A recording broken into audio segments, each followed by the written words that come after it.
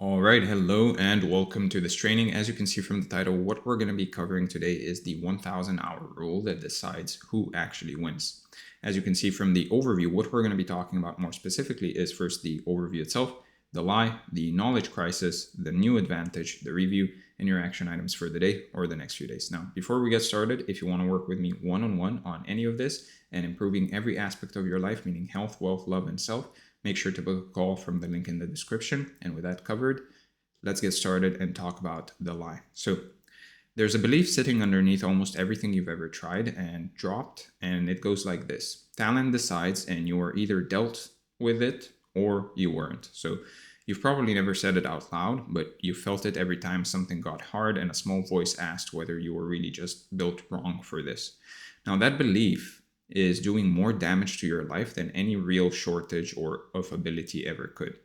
So try something that almost nobody actually does. Take a skill that you admire in someone, take someone that you admire and a skill that you admire in them, and then ask how many hours they actually put in before they were any good.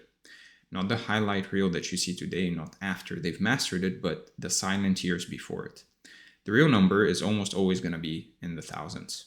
So the moment you see that, your 10 or 20 hours that you've put into something will stop looking like you're not good at it, and you most likely realize that it's just a warm-up, basically. So somewhere around week 3, a very specific feeling shows up for most people. You've put in real effort, you expected something back for it, and the mirror or the bank balance or the blank page says no. Now that silence feels like a verdict on you, but it isn't one, right? It's the distance between when effort goes in and when results come out, and that distance is always going to be longer than anyone warned you. Now, sit in that silence long enough, and the mind goes hunting for an exit. It almost never picks the true reason, which is that you're simply early. It reaches for something far more permanent instead, the story that you don't have what it takes. And once a person believes that, walking away stops feeling like quitting and starts feeling more so like accepting reality, like they're being realistic, which is exactly what makes it so dangerous. Now, picture someone 6 weeks into the gym. They've trained hard, they've eaten clean, they check the mirror every single morning, hunting for a visible change, but the body has barely begun. Muscle and fat move on a 6-month timeline, not a week 1.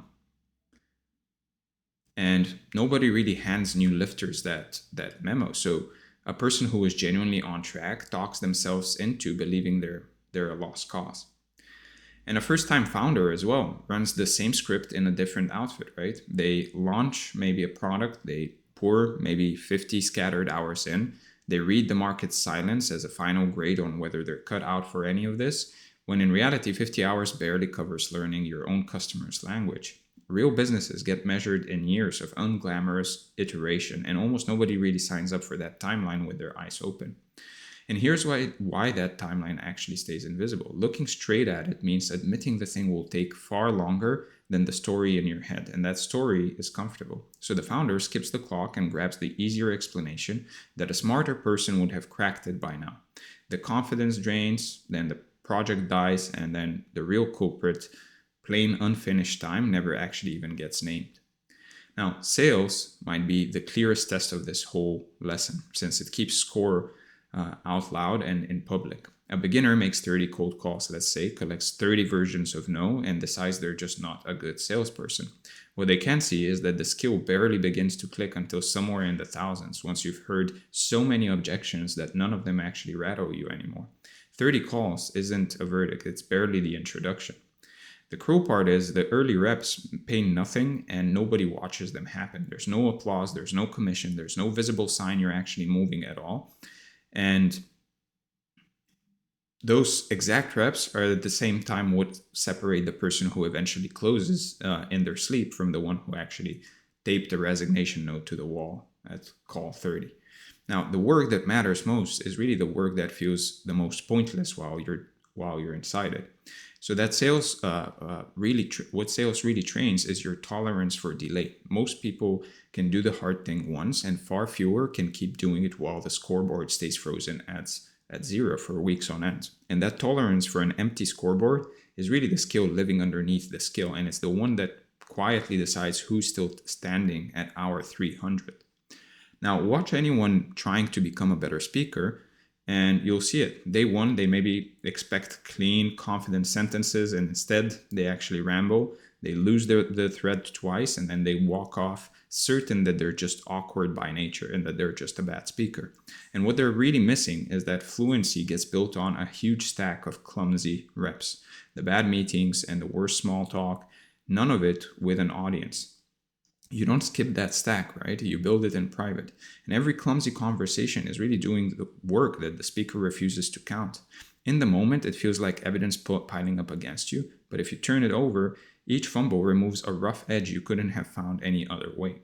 So sounding awkward for a few hundred hours isn't really a sign you're failing, it's the entire entry fee, basically. And every good speaker alive has paid it. So your own mind runs a trick on you here. 10 bad attempts start to feel like the complete picture. So you reach a lifelong conclusion off of a sample far too small to actually mean anything. And those early reps were most likely guaranteed to be bad for everyone who ever got good at anything, right? Reading them as proof of your ceiling closes the case before the real evidence has even shown up. And underneath all of these stories really sits one piece of plain arithmetic. People invest 10, 20, 50 hours and expect the result that for almost any real skill only appears somewhere near 1,000. Set those numbers side by side and the mismatch is almost funny because what's happening is you're essentially demanding a 1,000-hour outcome on a 50-hour deposit and then calling the shortfall a lack of talent, right? So I call this the 1,000-hour problem, and once you see it, you start spotting it everywhere. It's the invisible reason behind a staggering number of abandoned goals. People misjudge the true size of the task before they take a single step. They set their hopes up against a number that was basically never realistic in the first place, and then they quit feeling like failures when they were only ever early. So the math beat them, and they took the blame themselves. Now, sizing is the first half of the trap. The number you guess at the start shapes every decision that actually follows it. So if you guess small and you commit small, well, you ration your effort and then you feel robbed when a fraction of the work hands back a fraction of the result. The whole disappointment traces straight back to one bad estimate that you made on day one. Set the scale wrong, and ordinary difficulty really starts feeling like a personal emergency. The work was always going to feel heavy this early. It's just part of it. That's simply what the front end of mastery feels like for everyone alive. A person expecting easy at the beginning reads that heaviness as a sign that they're broken or that they're not good at it. Know the real scale ahead of time, and the same heaviness turns into proof that you're exactly where you should be.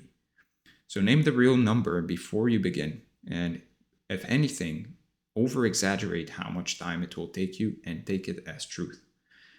If you do that, the entire experience changes shape, because now slow progress stops registering as failure, and you start seeing it more so as receipt for work you already agreed to do. The hours don't get any lighter, they just stop frightening you since you were expecting every last one of them. Now, people who last are almost always the ones who knew the price going in. They keep stacking hours through the boring middle while everyone around them demands a refund the second it stops being fun. Same skill, same difficulty, wildly different ending. One group budgeted for 1,000 hours, the other thought they were buying a quick win. So now that we've covered the lie, let's actually talk about the knowledge crisis. So effort is only half the story. And the other half is really the part that almost nobody is talking about. Even if you fix your expectations and commit to the hours, a second force can still waste every one of them. It has nothing to do with discipline or how badly you actually want it. It's about the world you're trying to learn and how completely that world has changed underneath us all. So go back even 40 or 50 years, and the hard part of getting good was really just access. You needed the right book your library might not stock, or the right teacher who might live 3 towns over, or the one room where the people who actually knew things happened to gather. Knowledge was guarded, it was scattered, and it was slow to reach. If you could get to it at all, you were already ahead of nearly everyone else. So when information is scarce, you treat every scrap of it as precious. You find one good book and you read it 3 times over. You hang on every word from every single mentor you managed to find, since there was no second opinion a click away, right? So scarcity forced focus on people, mostly through a flat lack of other options. Now, for most of history, having access plainly meant having an edge. A better library, a wealthier school, a tie to someone who knew the craft, and you genuinely knew more than the person beside you. And that advantage was real and it held steady for generations. Then it evaporated almost overnight. Everything flipped, and the strange part is how few people updated their behavior to match. Information is now infinite, it's free, and it's sitting one search away at 3 in the morning, right? Every lecture, every framework, every expert breaking down every skill, all of it is instantly in reach.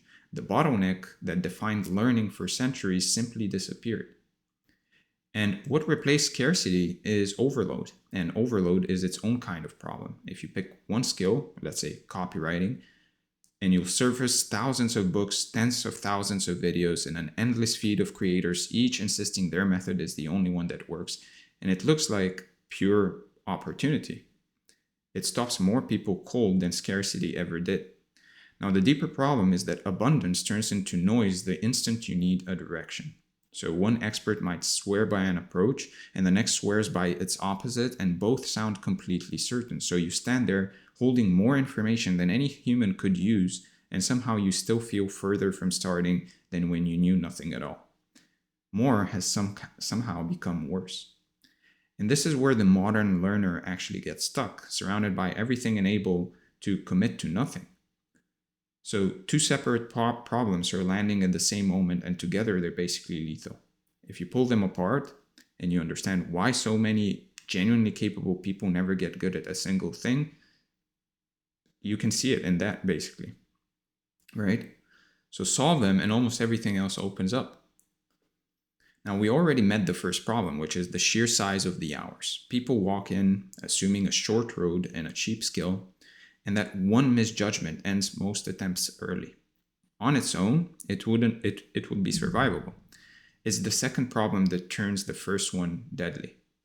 So, underestimating size means you expect the payoff long before the hours could possibly produce it. You set the timeline by how motivated you feel instead of by what the skill actually demands of you. And when the payoff misses your invented schedule, it feels like talent betraying you, when in truth, the clock was just never going to bend to a guess. So the second problem is sharper and far more modern. You don't know what to learn. Everything is laid out in front of you, and none of it tells you which slice matters for your exact situation right now. So what happens is you freeze before the first real step, and you become unsure which thousand hours are even the right ones to start counting. And not knowing which hours count poisons the whole abundance. Every path looks basically defensible. Every creator points somewhere different, and choosing wrong feels expensive enough that people choose nothing. And the fear of sinking 100 hours into the wrong thing stops them from basically sinking 1 hour into anything. Now, a frozen learner rarely stays frozen for long.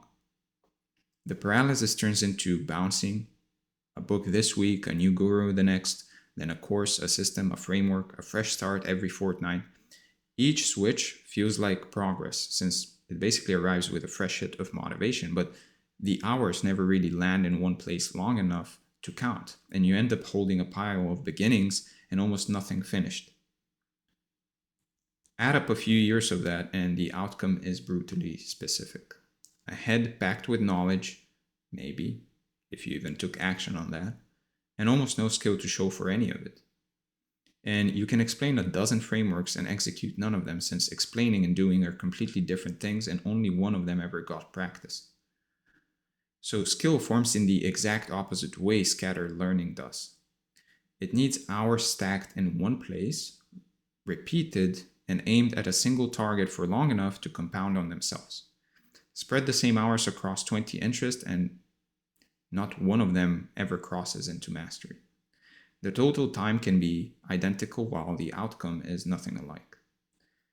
Now, Michael Simmons, he's a writer by the way, has been making a version of this argument for years. The way he frames it, the old bottleneck was getting access to information, and the new bottleneck is really making sense of it. And I'm paraphrasing here, but that flip is the whole game right now. The scarce resource stopped being knowledge and became judgment. And David Deutsch pushes the same idea somewhere deeper into how knowledge grows at all. As I read him, real progress comes from building good explanations, and a pile of raw facts does almost nothing standing on its own. The modern flood hands you infinite facts, but what it can never hand you is the sense of which ones matter and what to build out of them. So the real bottleneck today comes down to one ability, choosing what to ignore. The person who can filter the noise down to one skill and one path has already cleared the wall that stops everyone else cold. Win that fight and your hours finally get to land where they actually count. And that, at last, is where the good news begins. So let's talk about the new advantage. So here's the part that should genuinely excite you. A new advantage has opened up inside all of this chaos. And it doesn't belong to the people you'd assume. The smartest and most gifted hold no special claim on it. It's available to absolutely anyone. And the wild thing is how few people ever reach down and take it. Almost everyone assumes the edge goes to talent, to the naturals who make it all look easy. We picture some inborn gift doing the heavy lifting while the rest of us watch from the sidelines. It's a comforting story, since if winning takes a gift you weren't born with, then sitting out was never your fault. Comforting and almost entirely wrong.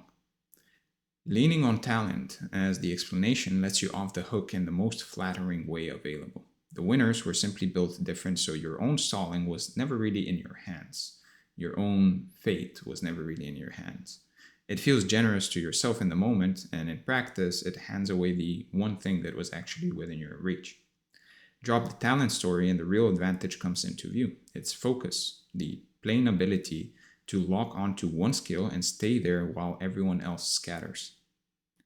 In a world built to fracture your attention into 100 pieces, sustained focus has grown rare enough to be a genuine edge. Can you imagine that? And unlike raw intelligence, it's something you actually get to choose. Strip away the talent myth, and what's really left rewards stamina more than brilliance. The gifted starter who jumps to a new shiny thing every month loses to the ordinary person who simply keeps showing up. Patience that stays put beats talent that wandered off. And the whole thing belongs to whoever flatly refuses to leave. So the strangest part is this edge sits almost completely unclaimed. That's the thing. Everyone's busy chasing the next method, the next tool, the next creator promising a shortcut, while the simplest move of all, staying put, gets ignored. And the opportunity is sitting right out in the open with almost no competition for it. And that's precisely what makes it so valuable right now. Now, claiming it comes down to 4 different things, and they're so plain, they'll almost feel like a letdown. None of them is clever, and you've likely heard each one on its own before.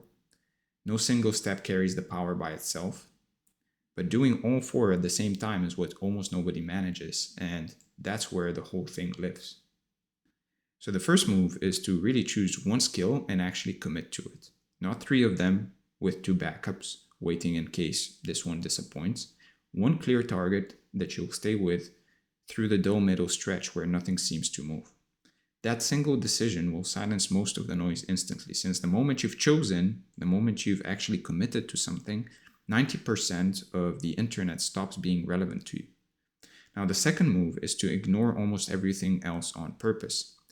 Thousands of sources can exist without a single one of them holding a claim on your time. This is far harder than it sounds, because every piece of content out there is engineered to feel urgent and essential, because it gathers attention. And learning to let it scroll past unread is what protects the hours you've already decided to spend. So ignoring well is itself a skill that almost no one bothers to practice. Every source is competing for your attention, and most of them deserve a polite no. So treating your focus as the scarce resource that it is, the thing to defend instead of spend freely, is really the real work hiding underneath learning anything in this era.